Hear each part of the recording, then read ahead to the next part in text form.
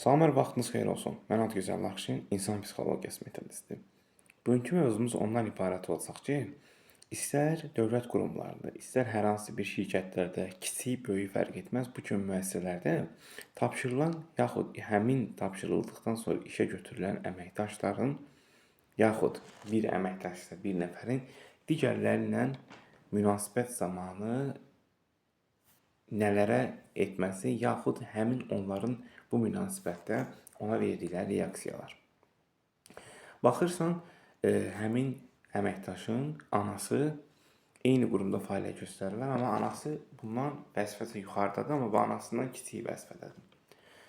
Lakin paralel olaraq bununla eyni otaqda oturan əməkdaşlar, yaxud buna əmr verən, bundan vəzifəsi biraz üstün olan əməkdaşlar həmin əmr səlahiyyətlərini ona iş daxilində olsa da verə bilmirlər. Niyə? Çünki valideynin anası oradadır. Yəni ailə üzvündən bir fərd oradadır. Filan kəsin adamıdır. Yəni ağıllı ol kimisindən. Və işdə də bu nəticə etibarı ilə də əgər belə bir metaforizm var, 5 nəfər əməkdaş varsa, tapşırılan, tapşırılmayan, loru dillə desək, yəsi olan, yəsiz olan, yaxud savadlı, savadsız fərqi yoxdur. Qruplaşma deyilən bir şey varsa, sən orada səhvsən. Düzsən də səhvsən. Bu nə deməkdir? Bəzən baxırsan, 3 nəfər, 4 nəfər eyni cümləni deyir. Amma baxırsan, ağızlarına gələni danışırlar. Loru dilində isə qatıqlayırlar. Amma qonumlaşma, təbəqələşmə bir-birləri ilə qruplaşmalar, filankəs filankəsin, bəhmənkəs bəhmənkəsin və sən yetim də qarşısan qıraqda. Və düzsən də susursan, olursan səhv. Və belə həmin doğrular nəticə etibarını itir. Fəaliyyətini sıfırlanır.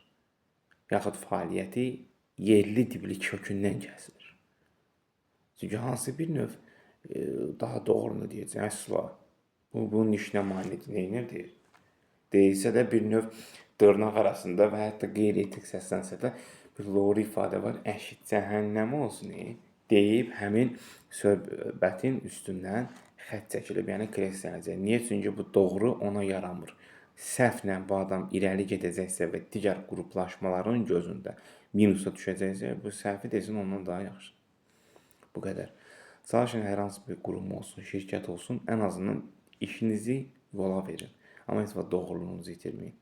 Sən səhv olduğun təqdirdə bil ki, bu acı zəhər kimi ömrünün axırına qədər gedəcək. Doğrularını itirsən, ən azından yolunu itirəcəksən. Suallarınız olduğu təqdirdə mesaj bölməsinə yazabilirsiniz, yaxud şərh bölməsinə suallarınızı, yaxud seansla bağlı qoşula bilərsiniz.